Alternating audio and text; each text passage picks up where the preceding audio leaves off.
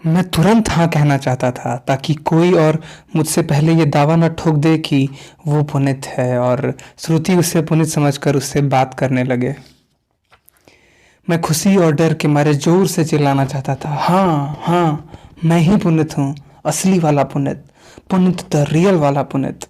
जैसे कि हकीम उस्मानी के हर बैनर पर लिखा होता था कि यही असली वाले हकीम साहब हैं और उनकी कोई अन्य शाखा नहीं है।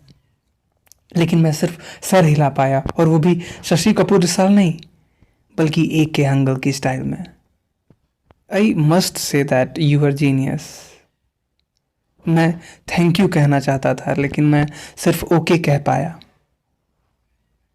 और मेरा ओके कहने का लहजा भी इतना बुरा था कि वो कतई ओके नहीं था। लेकिन श्रुति सच में इतनी अच्छी लड़की थी कि उसने मेरी बेवकूफ़ी का बुरा नहीं माना और उल्टा मुस्कुराने लगी।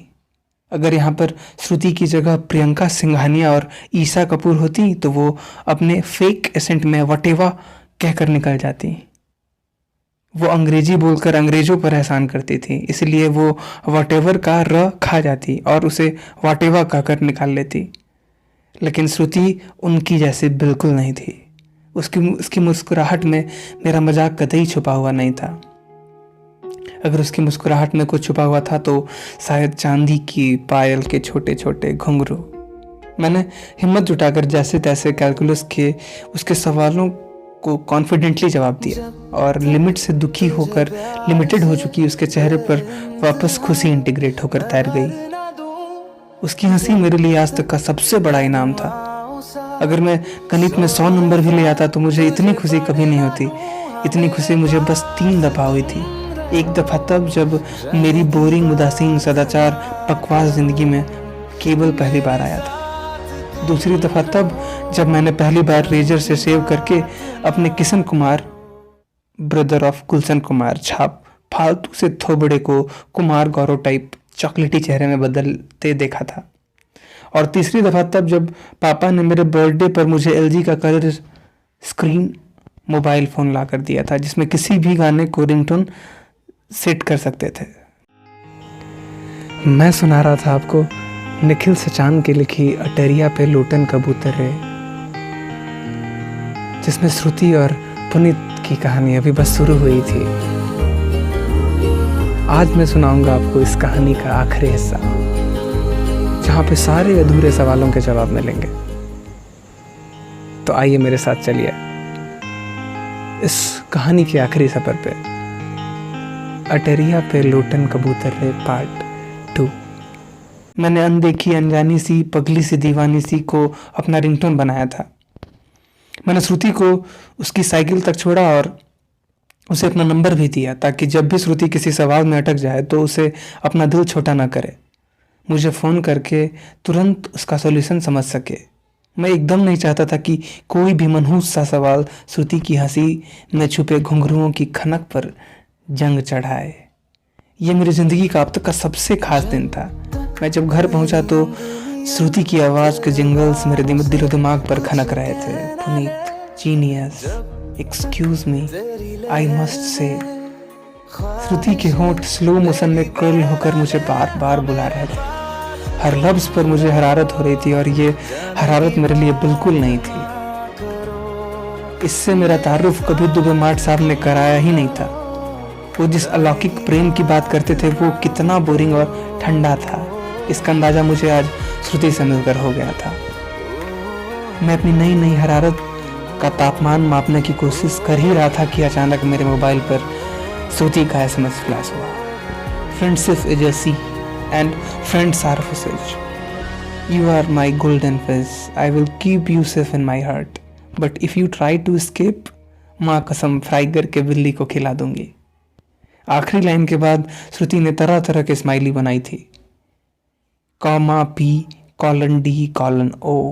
मैंने हर एक स्माइली को वैसे ही चेहरा बनाकर पढ़ा और मैं सचमुच खुशी से बावला हो रहा था। मैं ये सोचकर और भी खुश हो रहा था कि श्रुति ऐसे चेहरे बनाकर कितनी प्यारी लग रही होगी। आंखें मिचकाकर हंसते हुए वो बेइंतहा क्यूट लग रही होगी। जीभ निकाल कर हंसते हुए वो नॉटी लग रही होगी और खुलकर मुस्कुराते हुए एक बच्ची जैसे लग रही होगी। मैं श्रुति के एसएमएस के हर एक लाइन और हर एक लफ्ज का अर्थ समझने की कोशिश वैसे ही कर रहा था जैसे जयशंकर प्रसाद की कठिन कविताओं की संदर्भ प्रसंग सहित व्याख्या करने की कोशिश किया करता था। प्रस्तुत पंक्तियों में श्रुति ये कहने की कोशिश कर रही थी कि दोस्त मछलियों के समान होते हैं, पर मैं एक आम मछली नहीं हूँ, मैं उसकी सबसे खास सुनहरी मछली था और इसलिए श्रुति मुझे अपने दिल की तिजोरी में सुरक्षित रखना चाहती थी। भले ही अन्य मछलियाँ उसके दिल में फिश बॉल से कूद कर मुरा भी जाएं, पर प्रस्तुत पंक्ति में श्रुति कहना चाहती थी कि मैं हमेशा से उसके दिल में रहूं। मैं श्रुति के लिए खास था और इस बात का एहसास मेरे आने वाली जिंदगी को पूरी तरह से बदल देने वाला था। मैं दिन भर स्कूल खत्म होने और कोचिंग शुरू होने का इंतजार किया करता। मैं कोचिंग में श्रुति के साथ बैठने लगा, जो अपने आप में एक क्रांतिकारी कदम था। आमतौर पर लड़कियां आगे की 3 लाइनों में बैठती थीं और लड़के पीछे की लाइनों में। हालांकि मैं कोचिंग के सारे लड़कों की आंखों की किरकिरी बन चुका था, लेकिन वो विनोद की हिदायत की वजह से आंखें मलकर ही शांत हो लेते थे। पता नहीं क्यों मैं पहले कभी विनोद को भीतर छिपा निस्वार्थ मित्र नहीं देख पाया था। विनोद ने मुझे एक एसएमएस पैक भी फॉरवर्ड कर दिया और एक एक एसएमएस को कब कहाँ कैसे उपयोग करना है उस पर मुझे क्रैश कोर्स भी दिया। सुबह उठकर गुड मॉर्निंग मैसेज में लड़की को ये जताना चाहिए कि आज की सुबह उसकी हंसी की तरह ताज़ा है। दिन से लेकर शाम के वक्त 1-2 फनी चुटकुले भेजे जा सकते हैं और रात में सोने से पहले कुछ ऐसे मैसेजेस जो थोड़े शरारती भी हों। मसलन पहली लाइन में आई लिखी हो, दूसरी लाइन में लव लिखा हो और उसकी आखिरी लाइन पहुंचने के लिए बहुत सारी खाली लाइनें हों। फिर मिनट भर स्क्रॉल करने के बाद आखिरी लाइन में स्लीपिंग लिखा हो और कॉलन पी वाली स्माइली।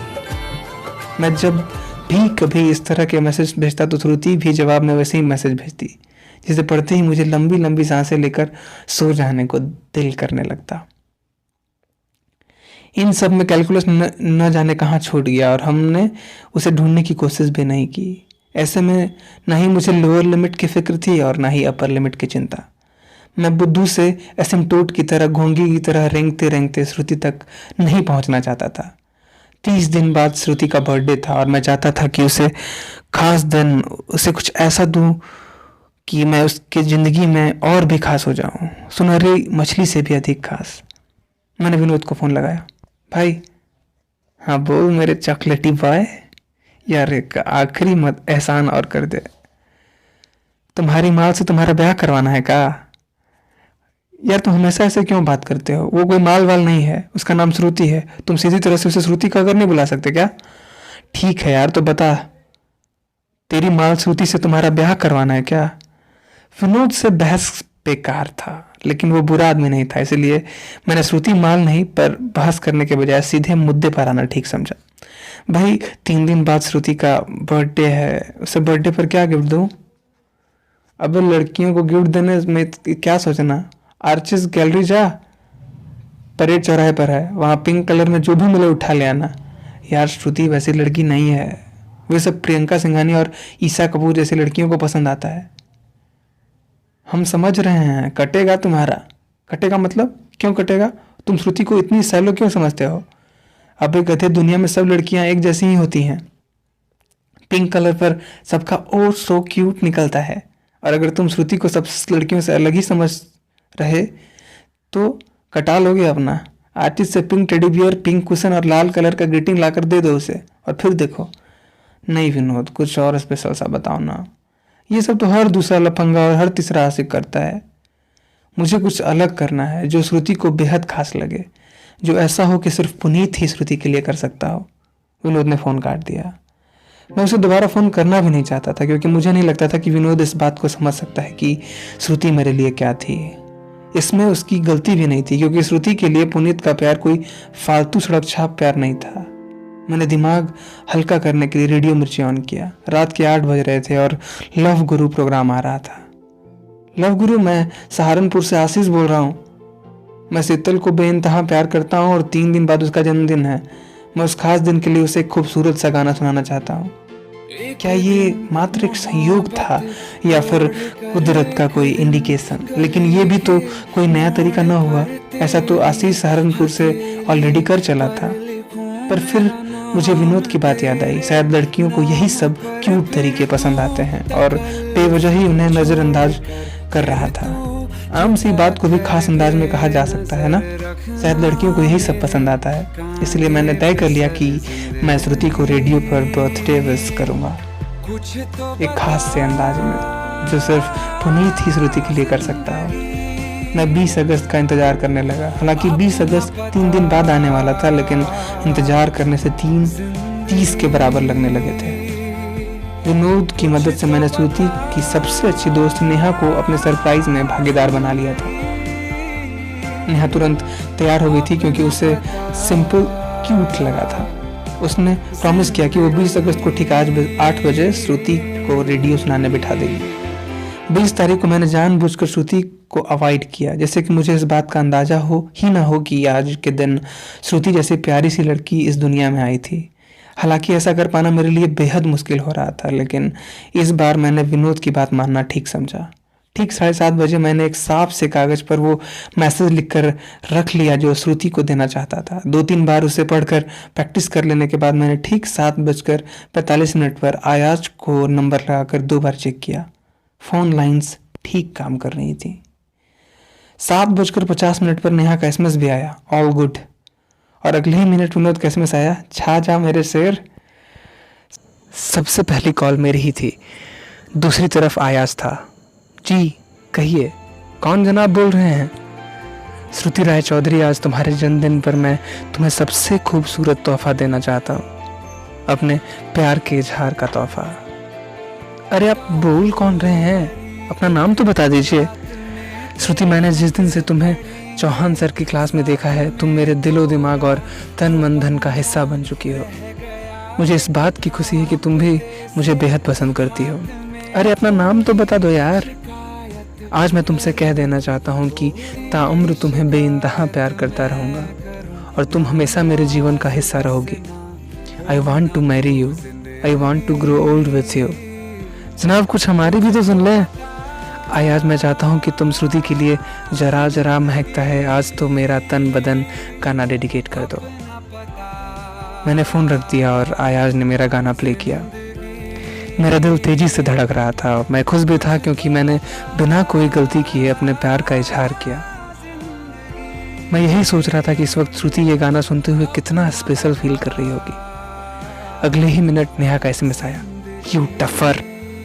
और अगले ही पल विनोद का फ़ोन आया, लेकिन मैंने विनोद का फ़ोन नहीं उठाया और मैं सिर्फ श्रुति से बात करना चाहता था। ठीक 11 बजे श्रुति ने फ़ोन किया। मैं श्रुति की मिस्री जैसी आवाज़ में आई लव यू पुनीत सुनने के लिए बेकरार हो रहा था। यू इडियट, तुम समझते क्या हो अपने आप को? मैंने आज तक तुम जैसा बेवकूफ़ इंसान नहीं देखा। श्रुति, हेलो, फ़ोन पे तुम ही हो ना? हाँ मैं ही हूँ, और नहीं तो कौन होगा? मैंने कब तुमसे कहा कि मैं तुमसे प्यार करती हूँ?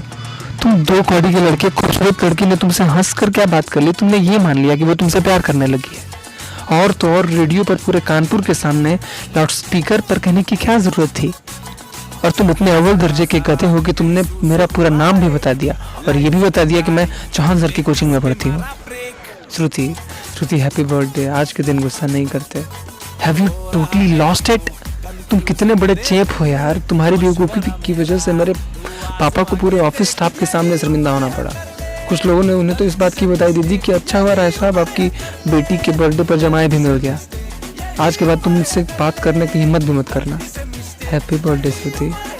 श्रुति ने गुस्से में फ़ोन रख दिया और मैं समझ चुका कि श्रुति के साथ आज मेरा भी हैप्पी वाला बर्थडे बन गया है। मैंने हिम्मत जुटाकर उसे दोबारा फ़ोन करने की कोशिश की, लेकिन श्रुति मेरा फ़ोन नंबर ब्लॉक कर चुकी थी। मैंने दिल हल्का करने के लिए विनोद से बात की और उसने मुझे सरल शब्दों में समझा दिया कि तुम्हारी लव स्टोरी पर फुल स्टॉप लग गया है। गुरु, तुम तो फ्री फंड में पिला गए। अब तुम्हारी आरएसी तो हम भी कंफर्म ना करा पाएंगे। बढ़िया रहेगा अगर जीवन भर के लिए रेल यात्रा का विचार ही त्याग दो। एक ही रात में मैं 2 मिनट के भीतर एक मजाक बन चुका था। अगले दिन स्कूल पहुंचा तो मेरी छोटी सी लव स्टोरी स्कूल के हर टॉयलेट, दीवार, डेस्क और ब्लैक बोर्ड पर तराशी जा चुकी थी। पुनीत लव श्रुति टॉयलेट की बदबू से हिल मिलकर सड़ांध मार रही थी, कभी सल्फर जैसी तो कभी सड़े हुए अंडे से भी अधिक बुरा। श्रुति का फ़ोन नंबर मुझसे बात करो की टैगलाइन के साथ दिल के निशान के बीच चस्पा कर दिया गया था। आज आज फिर गणित की क्लास हुई, लेकिन उसमें पैराबोला और असिम्प्टोट नहीं था, कॉम्प्लेक्स इक्वेशन थी। रियल के बीच में इमेजिनरी था, दोनों मिलकर कॉम्प्लेक्स हो चुके थे। अंग्रेजी की क्लास हुई, लेकिन आज उसमें लूसी ग्रे नहीं थी, फॉरगेटिंग पर सटायर था। जियोग्राफी की क्लास में मूसलाधार बारिश नहीं थी, सुनामी पर छोटा सा डिस्कशन जरूर था। जैसे तैसे क्लास का दिन रेंगते रेंगते पहुंचा तो बायोलॉजी में इंसानी दिल की संरचना पढ़ाई जा रही थी। इंसान का दिल 4 चैम्बर्स में बटा हुआ होता है। इंसानी दिल दिन भर खून पंप करता रहता है। उमेश जी ने पढ़ाया। सर, ये चार्ट में किसका फोटो बना हुआ है? मैंने हैरान होकर पूछा। अब जब दिल के बारे में पढ़ा रहे हैं तो आंत का फोटो तो बना नहीं ना होगा बेटा, उमेश जी ने गुस्से में कहा। लेकिन सर, ये दिल का फोटो लग तो नहीं रहा, मैंने भी गुस्से में कहा। क्या बकते हो जी सर, ये कैसा गंदा सा बेहुदा फोटो है। दिल तो पान के पत्ते जैसा होता है ना, ये तो किडनी लग रहा है। 2 थप्पड़ पड़ेंगे तो दिल दिमाग नजर सब दुरुस्त हो जाएगा। किडनी राजमा जैसी होती है, फिर भी दिल से खूबसूरत दिखाई देती है। फिल्म कम देखा करो, इंसान का दिल ऐसा ही दिखाई देता है, ढेले जैसा मांस का लोथड़ा। उमेश जी आगे पढ़ाने लगे और मैं दुखी होकर सर झुकाकर बैठ गया। मैं बेहद गुस्सा आ रहा था फिल्मों पर और उनमें झूठ दिखाई जाने वाली मूर्खता पर।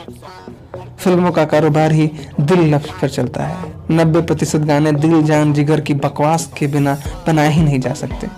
दिल जो कि इतना बेढंगा, बेहुदा, घटिया दिखलाई देता है। दिल जो कि बस एक मजदूर की तरह खून खींचता और फेंकता रहता है, एक पिचकारी की तरह, उमेश जी की तरह, जो कि क्लास के बीच में ही दीवार के कोने पर लाल लाल पान की पीक फेंकते रहते हैं। मैंने किताब का पन्ना पलटा तो उसमें श्रुति की पासपोर्ट साइज फोटो दबी हुई निकली, जो एक बार मैंने कोचिंग में श्रुति की डेस्क के नीचे से उठाई थी और मैं उसे श्रुति के वापस करना भूल गया था। मैंने काले पेन से श्रुति की मूछें बनाई। मेरे बगल में विनोद बैठा हुआ था। वो मुस्कुराया और उसने श्रुति के गाल पर काला मस्सा रख दिया। अपने क्रिएटिविटी पर विनोद और भी खुश हुए। उसने मुझे कागज की चिट पर लिख कर पास किया। डाकू सुरती सिंह, विनोद ने लिखा। खूंखार डाकू सुरती सिंह, मैंने करेक्शन करते हुए लिखा। अब लाइन पर आए हो बेटा, उसने लिखा। अपनी माल का फोटो दिखाओ, मैंने लिखा। कहानी तो बस अभी शुरू हुई है। अगले हफ्ते फिर मिलूंगा आपसे एक नई कहानी के सफ़र के साथ, जहां होंगे हम और आप सफ़र के किसी कोने में मुस्कुराते या आंखें नम करते। चैनल सब्सक्राइब करना मत भूलिएगा। मिलते हैं।